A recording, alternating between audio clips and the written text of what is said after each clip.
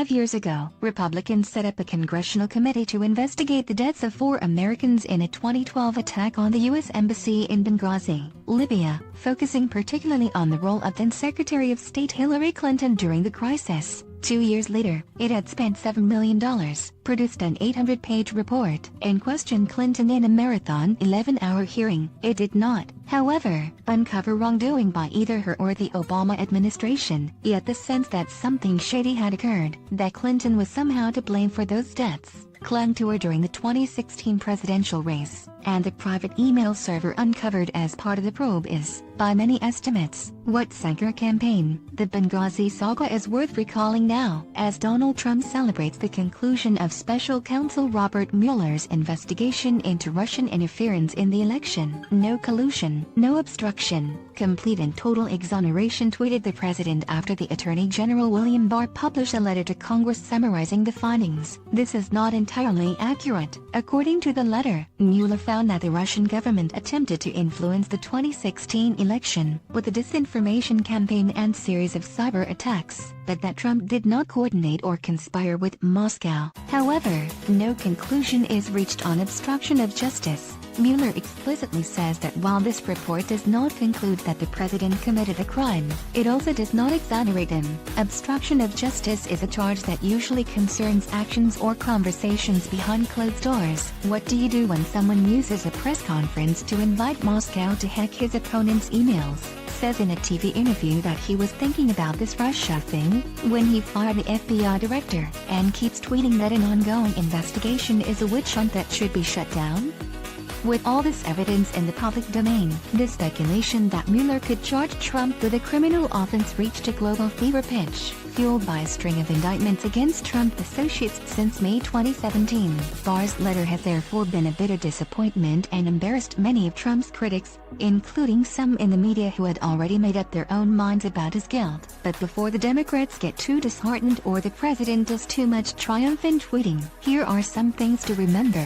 First, there is no such crime as collusion. As lawyer and legal commentator Renato Mariotti has pointed out, Mueller's was always more of a counterintelligence mission than a criminal one. The crime of conspiracy, on which Trump has been cleared, is fiendishly difficult to prove, as it involves demonstrating intent as well as actions. Rather than go down this road, Mueller has focused on lesser crimes. He has indicted 34 individuals close to the president and convicted 7, including his personal lawyer, with charges such as obstruction of justice, electoral finance violations, and lying to investigators. These may not have revealed a bombshell of sedition, but they are far from politically harmless. Thanks to Mueller, we now know that Trump campaign figures, including his son, held clandestine meetings with Kremlin officials in 2016, that its former chair shared polling data with a Russian operative, and that the Trump Organization was pursuing a luxury real estate project in Moscow during the election campaign, which Trump subsequently lied about.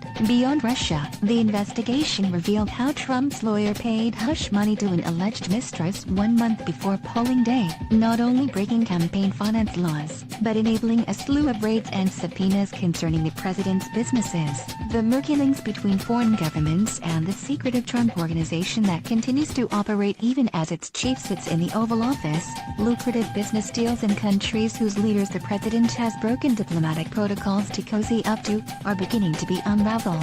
This is the real treasure trove for congressional Democrats, who have the right to demand everything that Mueller has found and launch as many probes as they like. It is the pretext they need to keep the spotlight on the president's finances, business ploys, and links to Russia until voters head to the polls in the 2020 election. They could potentially even force Mueller's full report to be made public, as was the Star report into Bill Clinton that turned the Monica Lewinsky affair into an international scandal. Will it be enough?